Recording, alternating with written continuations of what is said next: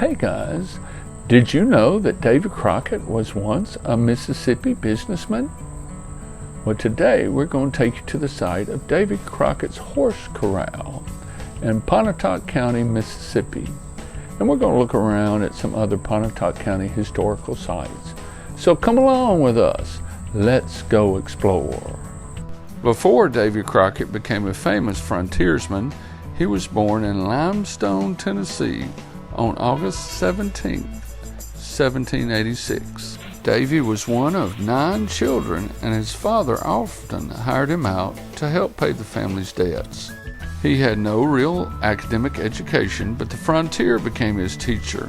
He became a fantastic hunter and woodsman, storyteller, and even politician. We are going to Pontotoc County, Mississippi, where Crockett once owned and operated a horse corral. His corral was located in what is now Trace State Park. I believe somewhere close to that red dot just to the left of center.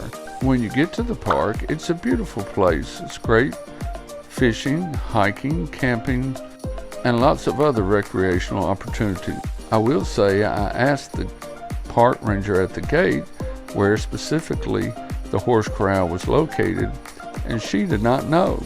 She said it was on the hiking trails somewhere, but you can get lost out there, so be careful.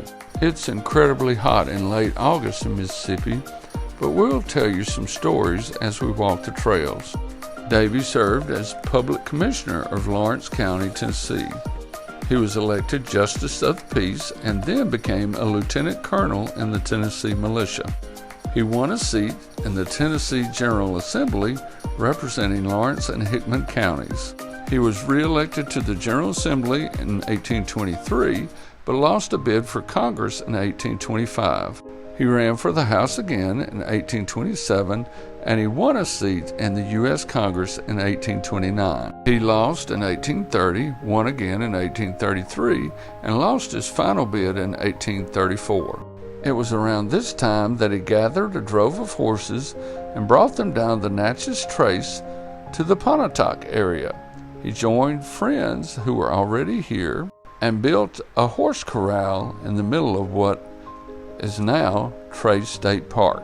The corral was somewhere in this general area. Not sure exactly where because I can find no sign. It's hot, and as the guide said, we could wander for days out here. Nonetheless, Crockett and his friends ran a thriving business. About this time, he learned of the revolt in the Free Republic of Texas and learned of the troubles of his friend Sam Houston, so he closed his horse trading business and made his way to Texas.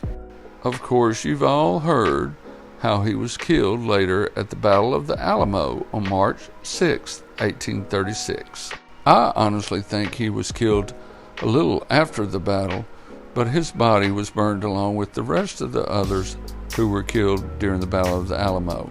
This home was built in the 1830s for Pontotoc's founder, Thomas McMakin. It is the oldest home in Pontotoc County, and frankly, the oldest structure that I've found in this general area. McMakin was a land speculator. He bought land from the Chickasaw Indians as they were being made to move west and sold it for a handsome profit. These bricks were made by the Chickasaw Indians. You can see the original handmade mantelpieces as we peek through the windows, and also the 3 brick wide walls. The doorways in the home were constructed using a tongue and groove method rather than with glue or nails like we would use today. There were some 6 million acres ceded to the U.S. government by the Pontotoc Creek Treaty.